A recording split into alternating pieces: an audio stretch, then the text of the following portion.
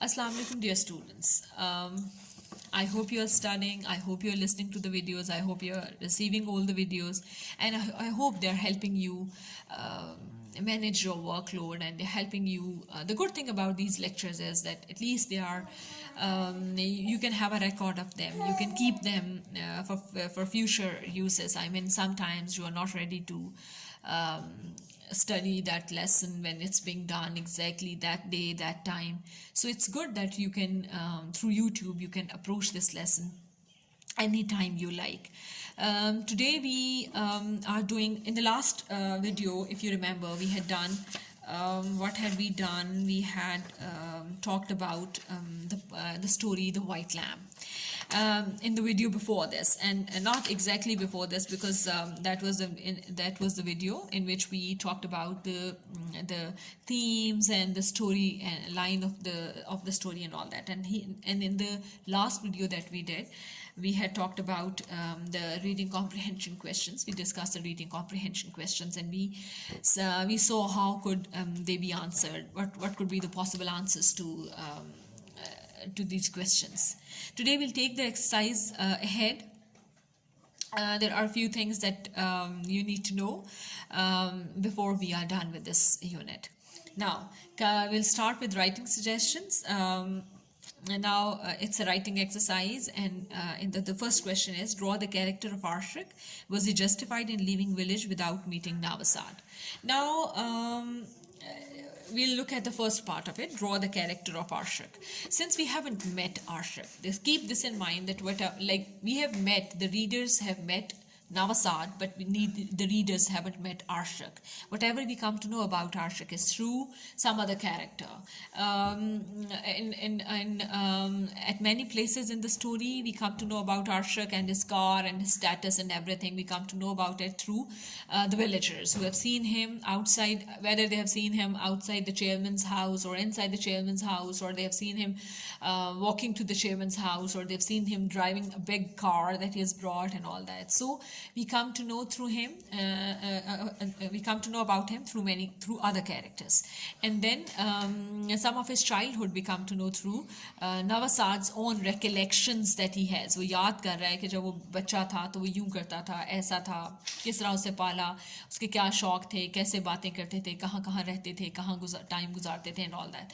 तो जब आप ये कैरेक्टर स्केच बनाएंगे, so the information that you have, most of it will come from these characters, Navasad and other villagers. So how would you start?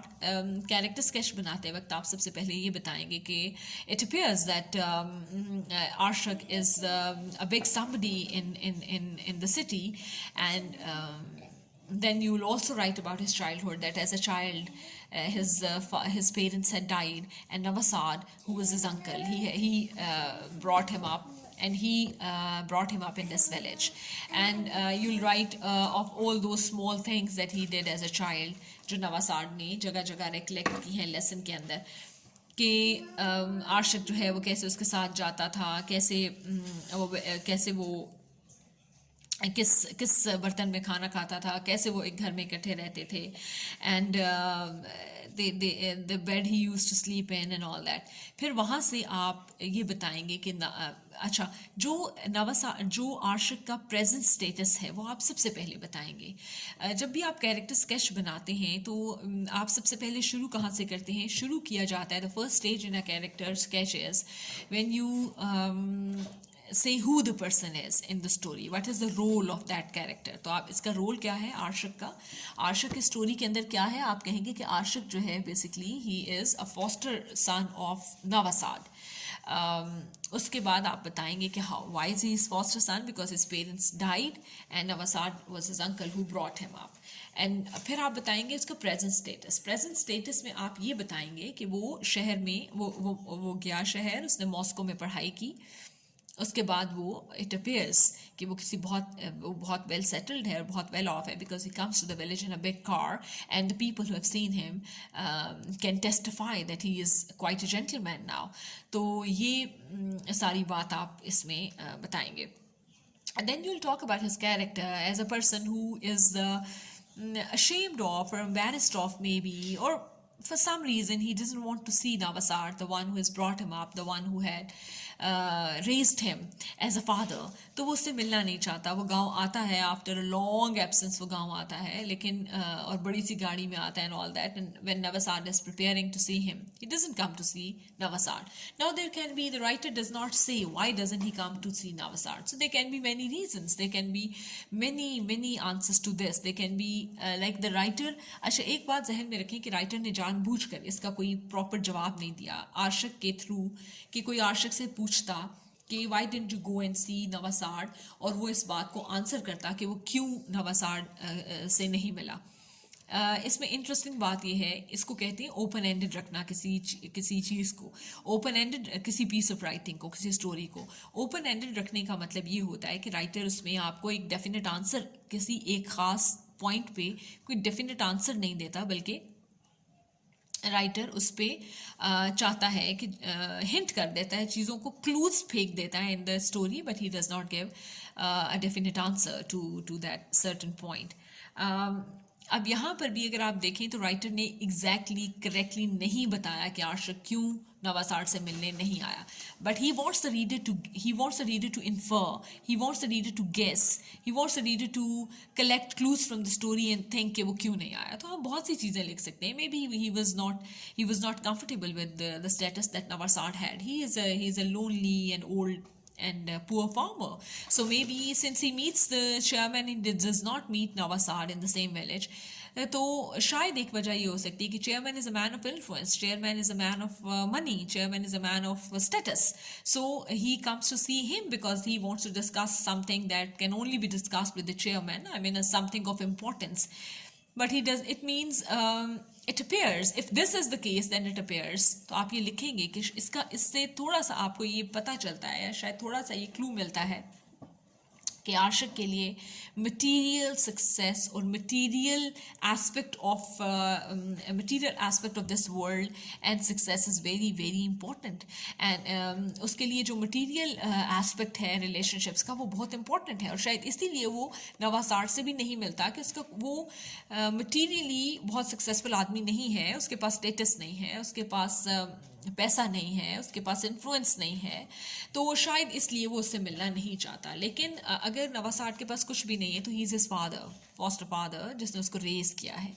इसका मतलब है आशिक के लिए सिर्फ रिलेशनशिप्स जो हैं, या सिर्फ ये idea that he has raised him as a father, ये इम्पॉर्टेंट नहीं है. उसके लिए ये इम्पॉर्टेंट है कि मटीरियली कौन इन्फ्लुएंशियल है, मटीरियली कौन वेल प्लेस्ड है, मटीरियली कौन किस ज़्यादा स्टेटस एंजॉय कर रहा है. तो maybe he is a person who is more materialistic and he even weighs relationships in that balance of materialism. तो ये आप इस तरह से इसको डिफ़ाइन करेंगे, इस तरह से आप इसको लिखेंगे और इस तरह आप इसका कैरेक्टर ड्रॉ करेंगे. लेकिन एक बात याद रखेंगे, जैसे मैंने आपको अभी कहा कि चूंकि राइटर ने कोई डेफिनेट इस पे बात नहीं की कि आशिक क्यों नहीं नवासार से मिला, तो ये सब वो क्लूज हैं जिनको कलेक्ट करके हम ये बात कर रहे हैं. So do not say that this is so, से इट अपीयर्स टू बी सो. आप इस तरह के जवाब में, जब आप सिर्फ क्लूज के जरिए अंदाज़ा लगा रहे हो, राइटर ने आपको खुद कोई डेफिनेट बात नहीं बताई, तो उसमें आप फिर ये करते हैं कि आप कहते हैं कि it appears to be like this, it seems so, you don't say it is so. तो इस तरह से आपने इसको देखना है, इस तरह से आपने इसके ऊपर बात करनी है. अच्छा जी, नेक्स्ट क्वेश्चन में वो आपसे कहते हैं, अच्छा ये नेक्स्ट क्वेश्चन बड़ा इंटरेस्टिंग है क्योंकि राइटिंग एक्सरसाइज थी, राइटिंग प्रैक्टिस थी. तो इसमें उन्होंने आपसे कहा कि draw the imagine Ashik has come along to Navasard's house. First किया कि हमने उसका पिछले क्वेश्चन का सेकंड पार्ट रह गया जो हमने डिस्कस करना है. Was he justified in leaving village without meeting Navasard? Now here the answer will vary from person to person, क्योंकि इन्होंने आपसे पर्सनली आपका ओपिनियन मांगा है कि क्या आप समझते हैं कि आशिक जस्टिफाइड है, उसने बिल्कुल ठीक किया कि वो नवासार से मिलने नहीं गया, या उसने गलत किया. आपने जस्टिफाई करना है या कहना है कि ये गलत काम था. तो देखिए, इसमें मैं आपको चूँकि दोनों बातें बताऊंगी ताकि अगर आपके अपने जहन में भी बहुत से इसके आंसर्स आएंगे, और बेसिकली राइटर यही चाहता है कि जो आपके अपने जहन में आंसर्स आए आप वो लिखें. It should be your personal answer to the question, personal opinion आपसे मांगी है. तो अब इसमें दो तरह की बातें हैं. जस्टिफाइड तो वो नहीं है किसी भी तरह नवासाड से. If he hasn't seen Navasard, he comes to the village after long long absence, and when Navasard should be the first person he was meeting, इसलिए कि ही मस्ट बी मीटिंग, इसलिए कि वो तो उसका फादर है और वो the only person who is closest to him, who is a blood relation. तो इस पे तो कोई दूसरी बात नहीं है कि वो जस्टिफाइड नहीं है उसको छोड़ के जाने पे. लेकिन दूसरी तरफ when we look at Navasard, we do feel bad for him, we do feel pity for him कि उसने बहुत तैयारी की कि आशिक उससे मिलने आएगा, and he was so hopeful कि वो उससे मिलने आएगा, लेकिन आशिक उससे मिलने नहीं आया. लेकिन मैं आपको बताना ये चाहती हूँ कि शायद अगर आशिक आ जाता है and he wouldn't have behaved civilly, अगर वो उसके साथ एक अच्छे तमीज़ रिस्पेक्टफुल तरीके में बिहेव ना करता और अपने मैनर्स से या अपनी कुछ बातों से ये इजहार कर देता कि वो तो मिलना नहीं चाहता था, या ये कि वो ताल्लुक़ नहीं रखना चाहता नवासाड के साथ, या ये कि उसको तकलीफ़ होती है, एम्बैरेस्ड होता है, शेम्ड होता है ऑफ दिस रिलेशनशिप विद नवासाड, तो मेरा ख्याल है कि वो ज़्यादा पेनफुल होता नवासाड के लिए अगर वो आके ये सारी बातें कह देता या अपनी फीलिंग्स को एक्सप्रेस कर देता.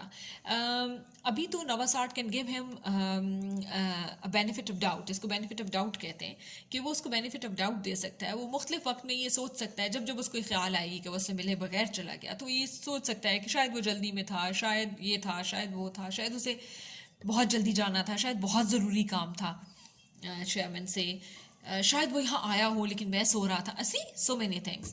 तो he can give him benefit of doubt and that can keep him going.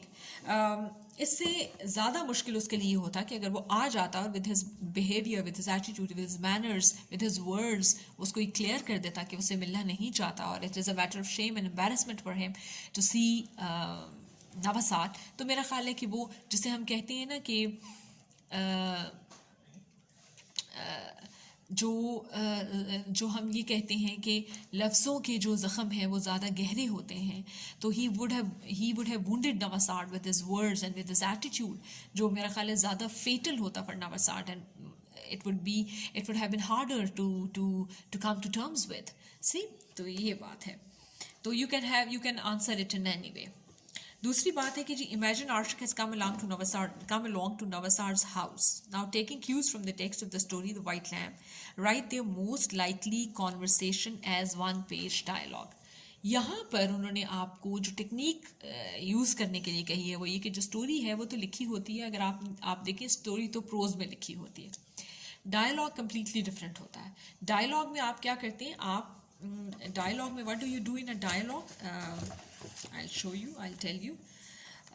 Dialogue के अंदर आपने सिर्फ कैरेक्टर्स की स्पीच लिखनी होती है, और अगर कोई एक्शन होता है ना डायलॉग तो उसको आप ब्रैकेट्स में लिखते हैं. ये एक मैं आपको दिखाना चाहती हूँ. This is a play in your book.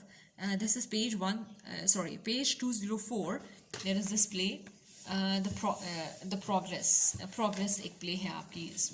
इसमें अगर आप देखें तो ये प्ले जो होता है हमेशा डायलॉग की फॉर्म में लिखा हुआ होता है.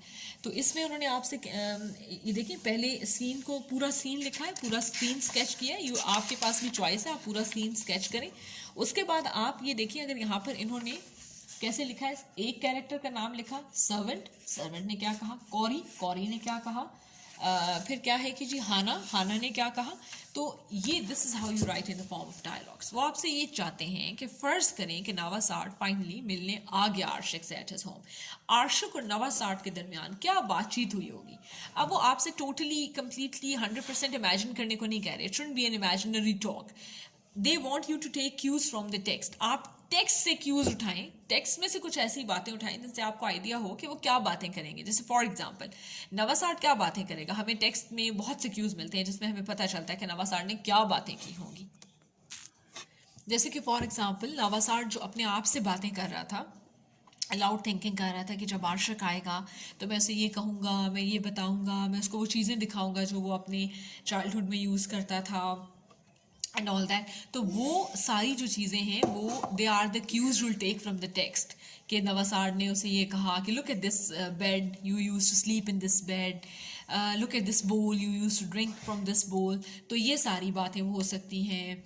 वो उसे पूछ सकता है अबाउट हिज लॉन्ग एब्सेंस, कुछ भी बातें हो सकती हैं। अगर आपको लगता है कि टेक्स्ट में ऐसे क्यूज़ हैं जिनसे पता चलता है कि Arshak hasn't met Navasard for the fact कि वो एक गरीब सा आदमी है और he would not like to, he would feel ashamed of his low status, low social class, तो वो भी आप बातें लिख सकते हैं, लेकिन in the form of a dialogue. उसमें आपने ऊपर सीन लिखना है कि आर्शक कौन था, नवासार्ड कौन था, ये कैरेक्टर्स के बारे में लिखना है। फिर सीन लिखना है कि इस तरह आर्शक आफ्टर लॉन्ग टाइम शहर से आया है नवासार्ड के पास गांव में, and he has made, Navasard has made a lot of preparations, और फिर किस तरह वो उसके घर आता है, और फिर the following scene takes place, और उसमें आप लिखेंगे नवासार्ड सेज दिस, नवासार्ड उसका डायलॉग, आर्शक उसका डायलॉग, इस तरह आप 1 पेज डायलॉग लिखेंगे।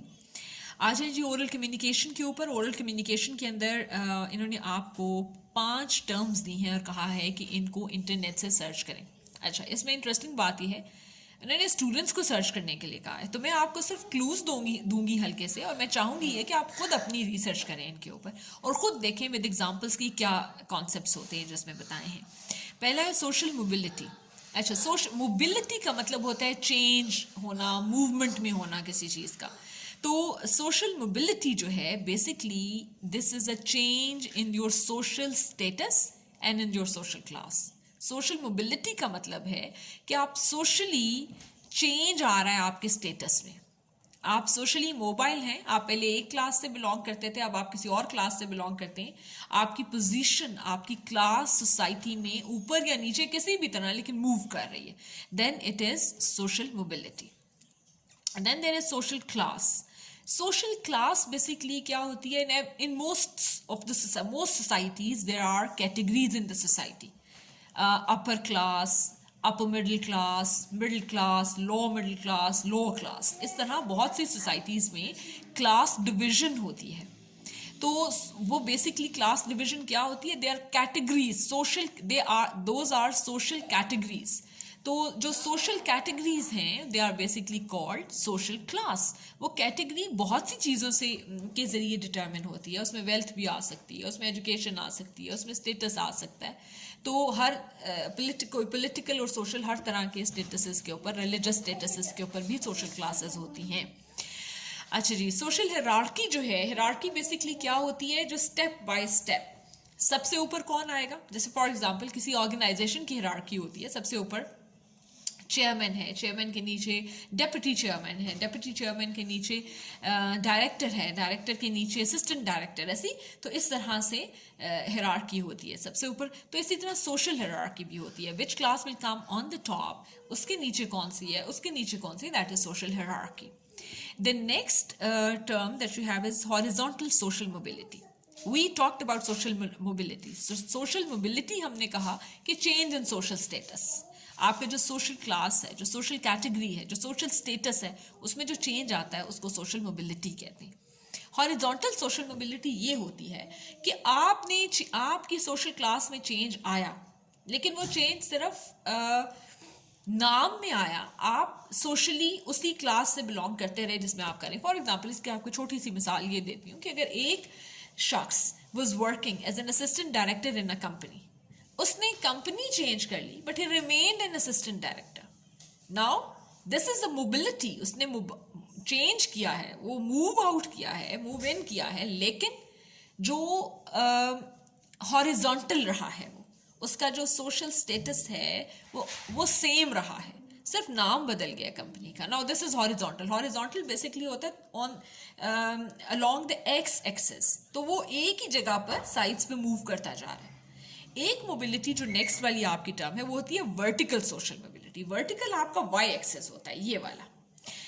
वर्टिकल मोबिलिटी ये होती है कि आपने जब मोबिलिटी शो की, सोशल क्लास आपकी या सोशल कैटेगरी आपकी चेंज हुई, तो वो या तो आप उसमें ऊपर गए, अपवर्ड मोबिलिटी हुई, या आप उससे नीचे गए। फॉर एग्जांपल, अगर आप असिस्टेंट डायरेक्टर थे कंपनी में, तो या तो आप किसी दूसरी कंपनी में एज ए डायरेक्टर चले गए, या उसी कंपनी में डायरेक्टर बन गए, या आपने जब चेंज किया तो आप उससे नीचे आ गए। अब ये जो आप ऊपर गए तो वो अपवर्ड मोबिलिटी थी, अपवर्ड मोबिलिटी थी, जो कि वर्टिकल मोबिलिटी है, आप वर्टिकली मूव कर रहे हैं। और अगर आप नीचे गए अपने सोशल स्टेटस से, तो ये आपकी डाउनवर्ड मोबिलिटी थी। तो this is how we define vertical social mobility. All right. अब आपने करना ये है that you will read more, you will research these topics. आप इन topics को research करें इनके ऊपर, और फिर आपने जो एक काम करना है, जो ग्रुप डिस्कशन थी, लेकिन चूंकि अब ग्रुप डिस्कशन थोड़ी सी पॉसिबल नहीं है because of not having a classroom situation these days, तो उन्होंने आपसे कहा ये था कि discuss the character and behavior of Arshak in the light of these newly learned terms. जो social mobility की बात हो रही है, horizontal and vertical social mobility की बात हो रही, उसमें उसके मुताबिक उसको जहन में रखते हुए आपने आशिक के कैरेक्टर को और उसके बिहेवियर को डिस्कस करना है. अच्छा, आशिक के केस में सोशल मोबिलिटी हुई. वो एक गरीब फार्मर का बेटा था और वो मॉस्को पढ़ने गया, और फिर वो एक तो हुआ ये आशिक के केस में उसने सोशल मोबिलिटी हुई, सोशल मूवमेंट हुई, उसकी क्लास में उसके स्टेटस में चेंज आया. अच्छा, चेंज कैसा आया? पुअर फार्मर के बेटे से वो ऊपर गया, उसकी अपवर्ड मोबिलिटी हुई है, वो मॉस्को पढ़ने गया और फिर एक बहुत अच्छी जगह पर शायद जॉब कर रहा है जिसकी वजह से he has a big car and all that perk, all those perks. In his case, social mobility has taken place. Out of a village, he goes to the city and lives there and all that. तो rural से urban में move हुआ, और फिर एक manual labour करने वाले labourer के घर से वो एक एग्जेक्टिव क्लास के अंदर मूव किया है. तो ये वर्टिकल सोशल मोबिलिटी उसने शो किया, और वर्टिकल में भी अपवर्ड, वो ऊपर की तरफ किया है, अपने स्टेटस से ऊपर की तरफ उसकी मोबिलिटी हुई है. तो वर्टिकल सोशल मोबिलिटी का केस है आशिक, और शायद इसीलिए उसके बिहेवियर में चेंज आया. जब आप अपनी क्लास से अपवर्ड मूव करते हैं तो हो सकता है कि आप नीचे वाली क्लासेस को लुक डाउन अपॉन करें. तो maybe it's for this reason that he does not see, he thinks कि Navasad is not a person whom he should see anymore, because this will be quite an embarrassment. If a person of his social class meets a person of far lower social class than him, तो शायद he feels embarrassed or something. तो हमने इसीलिए themes में ये बात की थी कि when it comes to human relationships, especially blood relationships, because Navasad is an uncle, blood relation, two, he has raised him as a father when he had no parents. तो इसका मतलब है किसी भी सोशल मोबिलिटी, किसी भी social class, किसी भी सोशल हायरार्की से ज़्यादा अहम ह्यूमन रिलेशनशिप्स हैं. वो किसी मोबिलिटी से उनको इफेक्ट नहीं होना चाहिए. आपकी अपवर्ड या डाउनवर्ड मोबिलिटी अगर सोशल मोबिलिटी होती है तो it should not affect relationships.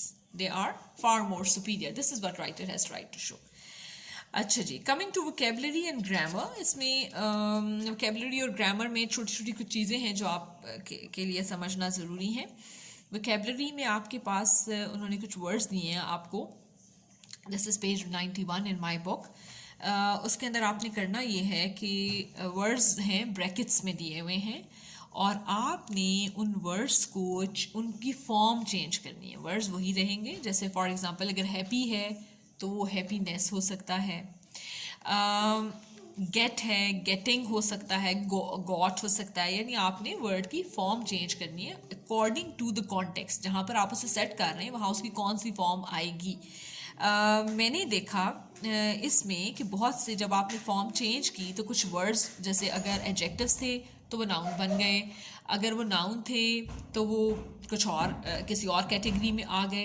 तो अब यहाँ पर हम स्टार्ट करते हैं. According to experts the way you spend your free time is vital to your general happiness. Bracket में वर्ड था happy, that is an adjective. You change it into happiness, that is a noun. And getting the right balance is very important. Again, the word in the bracket was get. You change it into getting. Getting here is used as a gerund. You added ing and it became a gerund, a noun. It goes without saying that physical fitness is the key. Fit was the word, that is an adjective, and you change it into fitness, that is a noun. So everyone's leisure time should include some form of exercise, ideally something that you find enjoying. Now ideal was an adjective. You change into ideally. Ideally is an adverb. Again, enjoy is changed into enjoying. Most people also gain satisfaction from doing something creative. The word in the bracket was create. You changed that was a create was a verb. You changed its form to creative. That is an adjective, such as painting, cooking, or gardening. However, not all your free time activities should be solitary, or you may end up feeling lonely. Companionship is also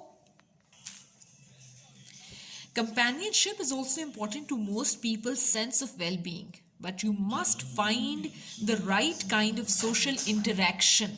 Now, interact here in the bracket was a verb, and you changed it into interaction, that is a noun. Now, membership in some groups, such as political parties, can simply lead to stress and frustration. Joining a social. Now, look at the word in the bracket. It was society, that is a noun. We changed into social, that is an adjective. Joining a social group like a blood donation society or yoga classes are likely to be much more benefiting or beneficial. Beneficial यहाँ अच्छा word है. Bracket में word था benefit, that is a noun. We changed it into beneficial, that is an adjective. Okay. Look at the next exercise, grammar exercise on the same page number 91. And there they have talked about transitive and intransitive verbs. Now, there are two types of verbs, transitive and intransitive verbs. Transitive verbs are ones that need objects. Transitive verb वो verb होता है जिसके meaning को complete करने के लिए आपको object चाहिए हो सेंटेंस के अंदर. फॉर एग्जांपल, अगर आप ये कहते हैं she goes, now goes is a verb, लेकिन अगर आप सिर्फ ये कहें शी गोज तो वो सेंटेंस कंप्लीट नहीं होता. आपके जहन में सवाल आता है गोज वेयर, तो आप कहते हैं she goes to school. Now school is an object here.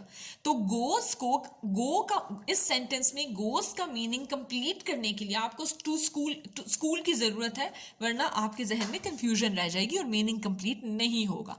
तो ऐसे वर्ब्स जिनको ऑब्जेक्ट की जरूरत होती है अपने मीनिंग कंप्लीट करने के लिए, अपनी सेंस क्लियर करने के लिए, वो ट्रांजिटिव वर्ब्स होते हैं. जबकि कुछ वर्ब्स ऐसे होते हैं जिनको ऑब्जेक्ट की ज़रूरत नहीं होती टू कन्वे कंप्लीट सेंस, उनको कहा जाता है इंट्रांजिटिव सेंटेंस वर्ब्स. जैसे फॉर एग्जांपल स्लीप, अगर आप ये कहें शी स्लीप्स, तो ये इसको किसी भी जब अगर आप ये कहेंगे कि शी स्लीप्स, तो ये या बर्ड्स फ्लाई, तो ये इंट्रांजिटिव वर्ड्स है, आपको इसकी ज़रूरत नहीं है. Birds fly, it's a complete sentence, it conveys the complete sense.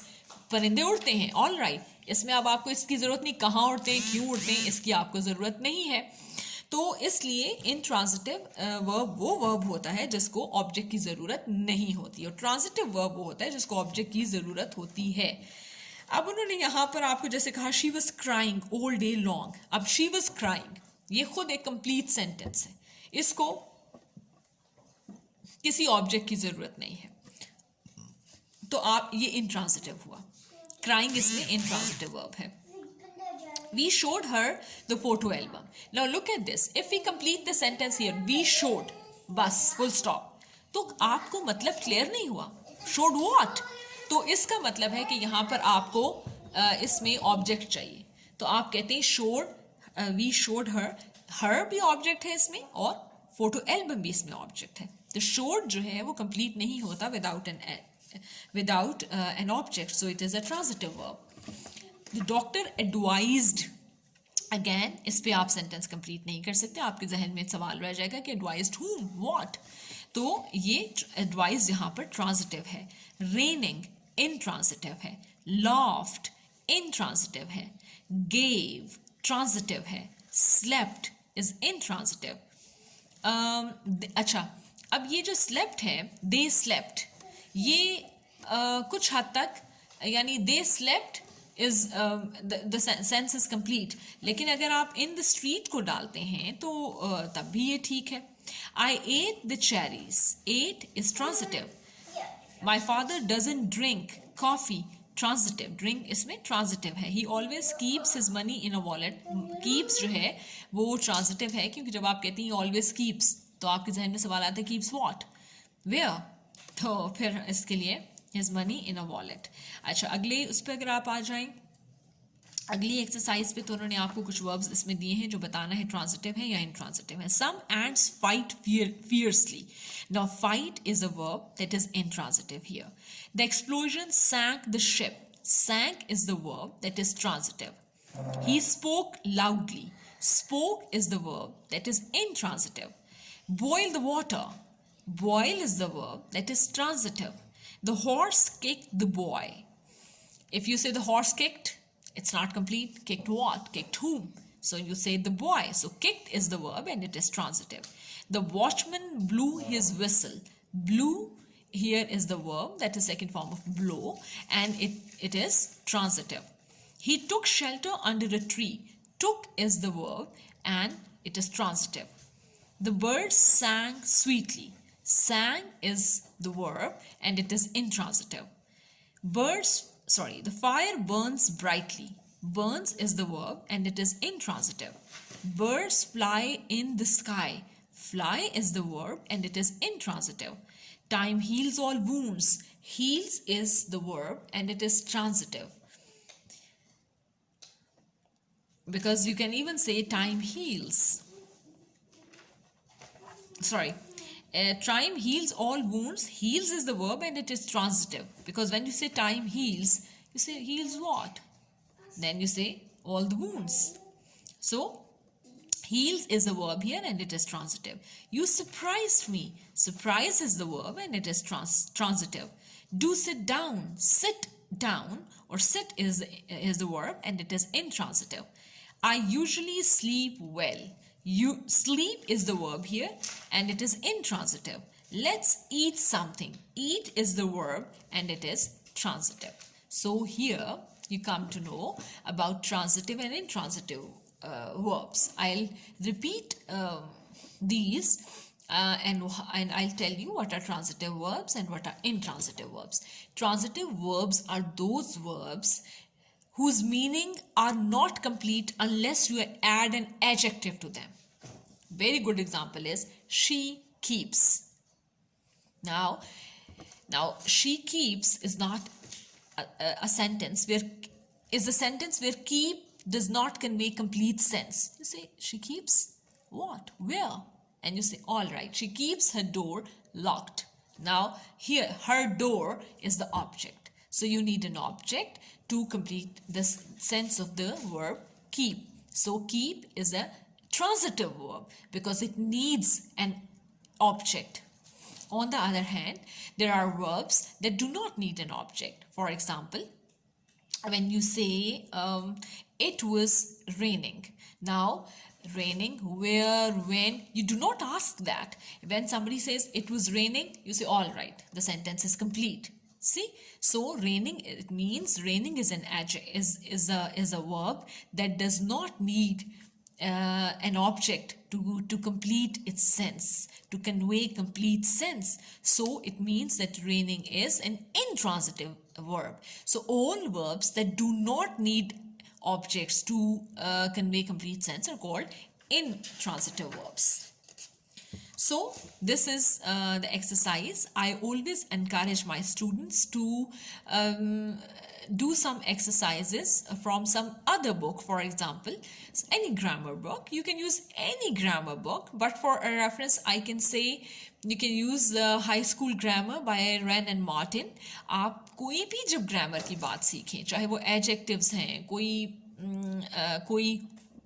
जैसे अभी हमने ट्रांजिटिव और इंट्रांजिटिव वर्ब्स किए, आप ये सीखें whenever you learn anything new, तो वो एक्सरसाइज तो करनी ही है जो बुक में दी हुई है. You have to do that exercise. There's no escape from that exercise. वो तो आपको करनी ही है. लेकिन अपनी प्रैक्टिस के लिए बहुत अच्छा हो अगर आप उसी टॉपिक पे कोई एक्सरसाइज किसी और अच्छी ऑथेंटिक ग्रामर बुक से भी कर लें, तो फिर आप बहुत ही, और वहाँ से डेफिनेशंस भी पढ़ लें, एक्सप्लेनेशंस भी पढ़ लें, एग्जांपल्स भी देख लें, एक्सरसाइजेस भी कर लें, तो फिर आपका वो कॉन्सेप्ट बहुत अच्छा क्लियर हो जाएगा. मैं जो बुक एक आपको, चूँकि वो ऑथेंटिक है, मैं रिकमेंड कर सकती हूँ. हाई स्कूल ग्रामर है रेन एंड मार्टिन की. वो आप उसमें से आप जो भी कॉन्सेप्ट आप इसमें पढ़ें अपनी बुक में से, उसको अंडरस्टैंड भी करें, वहाँ से एग्जाम्पल्स भी देखें, और साथ ही साथ आप वहाँ पर उसमें उसके जो गिवन एक्सरसाइजेज हों उनको ज़रूर करें, सो दैट आपकी एक प्रैक्टिस हो जाए अच्छी सी और आपको वो चीज़ बहुत अच्छी तरह से याद हो जाए, so that it stage with you for the rest of your life. तो ये बहुत अच्छा हो जाएगा और फिर ये it will become a part of your studies, your language. This was all for today. Thank you very much.